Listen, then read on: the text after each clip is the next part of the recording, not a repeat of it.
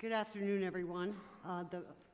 Most of the council is still in executive session, but I'm going to go ahead and start citizens' requests. First one up is Leonard Clark.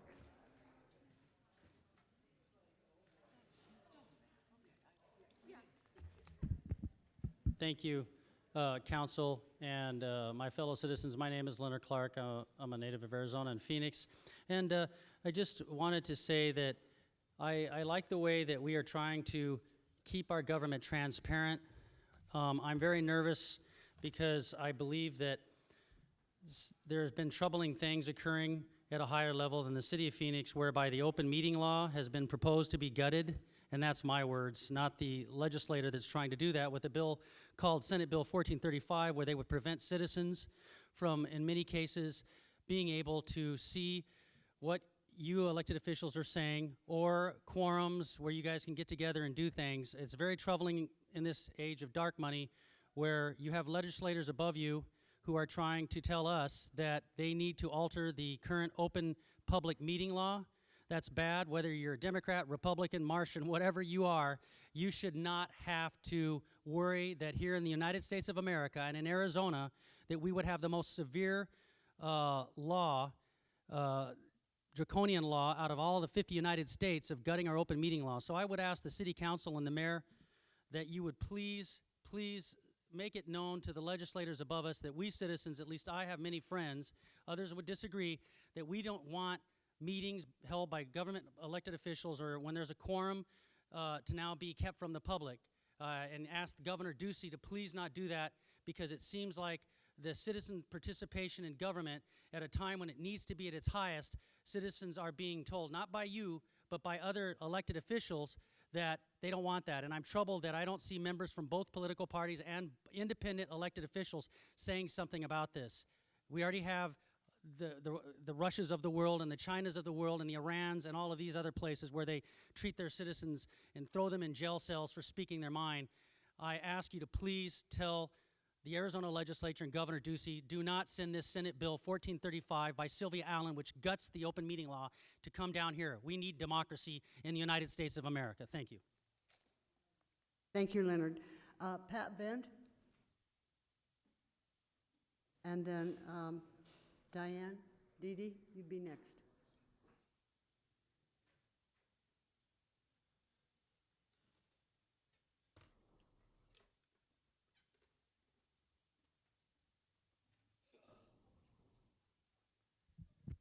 Thank you, Thelda. At least we got you here. Isn't that amazing? Now, for the last couple of years, well, I am Pat Bent. You wouldn't know it, though, because they won't let my emails go through to you. So if you had been able to listen to my emails, you would have known some of the words. I know you do, but where's the rest of these individuals? You know, I got a better word for them than individual. But I had to look up the word desert. That was just one of them that you'd have known about. It's an arid land with unusual sparse vegetation and less than 10 inches of rain a year. But here's the good one, and you're all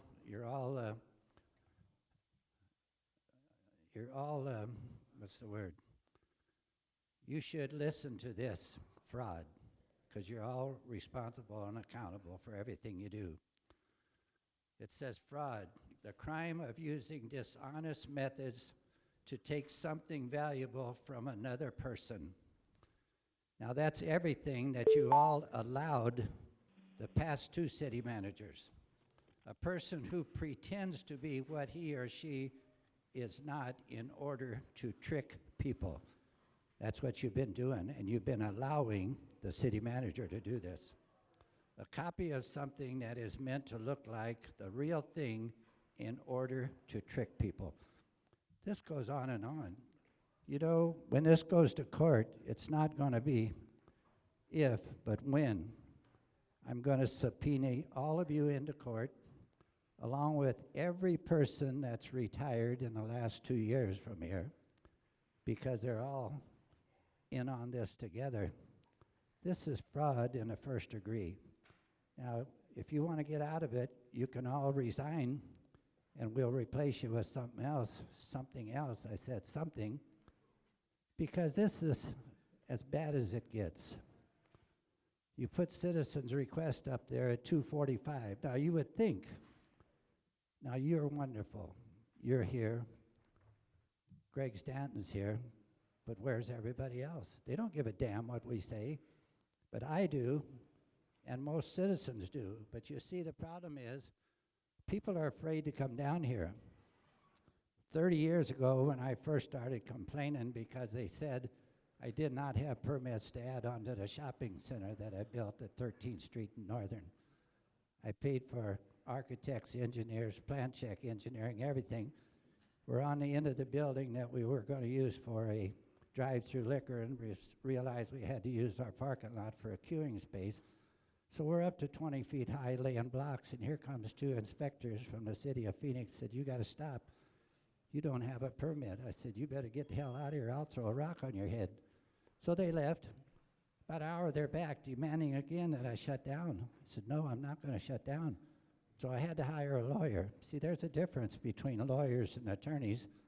Lawyers are lawyers, but attorneys are what they call that they turn on you.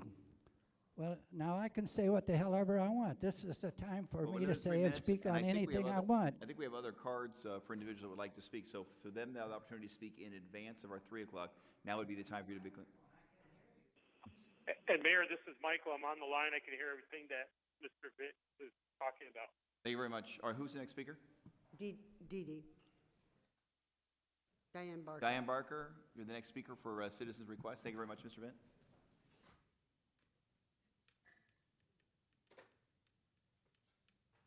Good afternoon, Mayor and Council. Diane Barker. I'm in District 7. I realize that I have a privilege of speaking here, but it is of no record. I still will go ahead and voice it.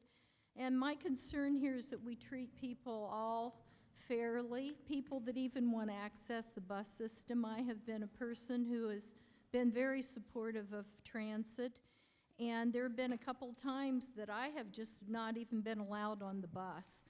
And I've pursued an investigation. Why I'm sharing this with us, not only are we not to discriminate against women, in this case, men, one was a white man and the other one was a black man, that was allowed on the bus, and I was left on the curbside with a folded bicycle. Mr. Cleveland, he was civil rights manager. I talked to him and Lionel Lyons about it. I said, "Would you believe there's reverse discrimination?" And Lionel Lyons said, "Yes, I can believe that." One time I had to ride about 18 blocks in the rain just to pick up my students because I was left off of the city bus. This must not happen again. And Mr. Cleveland, initially, I just wanted to say, in solving problems with the city, initially the city may just say, "Hey, there's no problem here," but I pursued the answer, and Mr. Cleveland wrote back, and I got an apology from the city. This is the kind of behavior. All of us can make mistakes, and the city should never be too big that it can't accept a mistake and go forward and be better. That's what we need for best practices. He apologizes in this letter of January 207th. They went back and they investigated it, and they said that this operator, who was even in a supervisory, he failed to follow the proper policies, and that he basically wasn't going to be allowed to be in that position until he had completed a retraining system. And he thanked me again for getting back with me, and he said, "You were right being there." People, we need this, and even whether it's Mr. Resnick's problem, it hasn't been solved, even though the city says it's closed, and the city has a position.